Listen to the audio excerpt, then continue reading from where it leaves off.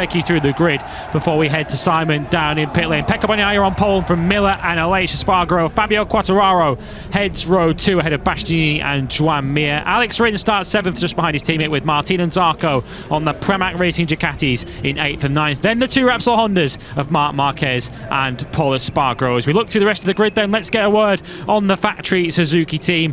A lot of work to do, but Joan Mir and Alex Rins will certainly be eyeing to go forward from 6th and 7th. Their team boss Livio Supo is talking to Simon. He is Livio.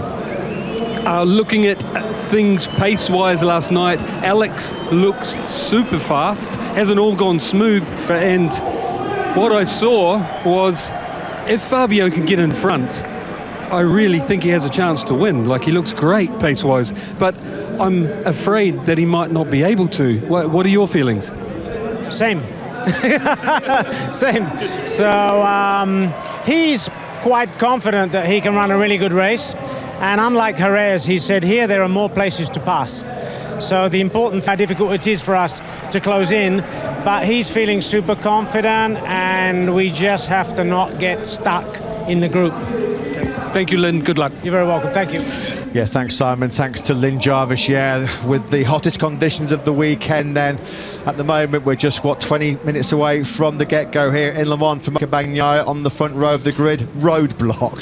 So you kind of get the impression, the sense of what Jack Miller's tactics might well be. If Pecco Bagnaia gets a drop on him, gets the whole shot, you don't think that there's going to be any kind of aggressive moves coming from Jack Miller, just protecting Pecco Bagnaia, who was sensational yesterday. A 1:30 Miller and Aleix Espargaro.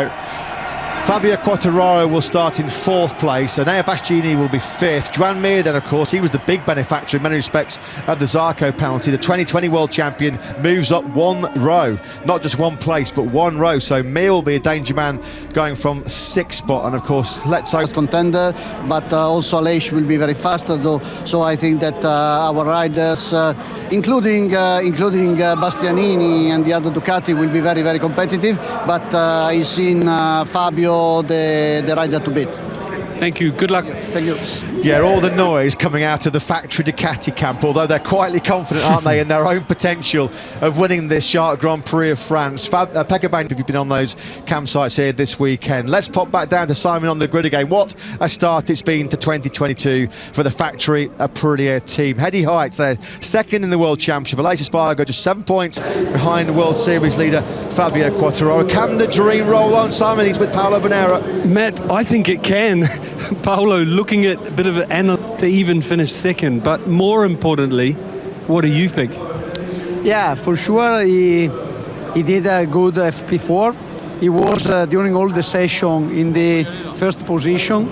But by the way, today there is a different condition on the weather. It's here this afternoon then in this French Grand Prix, and Taka Nakagami. Paul Espargaro's been again having a tough weekend. It's all that early season optimism, Lewis, has evaporated very, very quickly after his Qatar podium.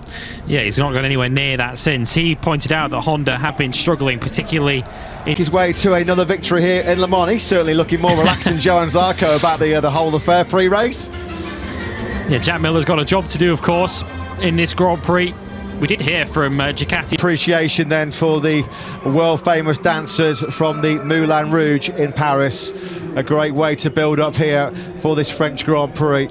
I can't imagine what this place is going to be like in about an hour's time if Fabio Quartararo does win this French Grand Prix as well. Well, all I know is we won't be leaving it for several hours. If this place had a roof, it would be well and truly lifted off. We go all the way then back to the middle of the 3rd row to find Pramac Racing's Jorge Martin. His great qualifying form has somewhat deserted him of late. Today we had some chaos with rain or race stopped or whatever, you know. This guy is a specialist. But on dry conditions, I think the Yamaha from Fabio and some Ducatis are clearly faster, so 9 on the grid here at Le Mans, and Marc Marquez, of course, is still chasing that. Over this famous Nakagami goes from the back of row 4. As mentioned, it's been a difficult weekend for Honda, as we so often say with Taka Nakagami. He was very, very quick in warm-up this morning. He finished in overcome Aleix Espargaro, and the Ducati's up ahead of him. We're about to find out. I just wanted to pause for a very brief moment because you might have just heard there. So Fabio Quartararo is then the Frenchman that starts from 4th place on the grid. We move to the front row here for the Grand Prix of France. Can it be 3 successive podiums from 3 successive front row starts for Aprilia's Aleix Espargaro as they go in search of a first top 6 in Le Mans?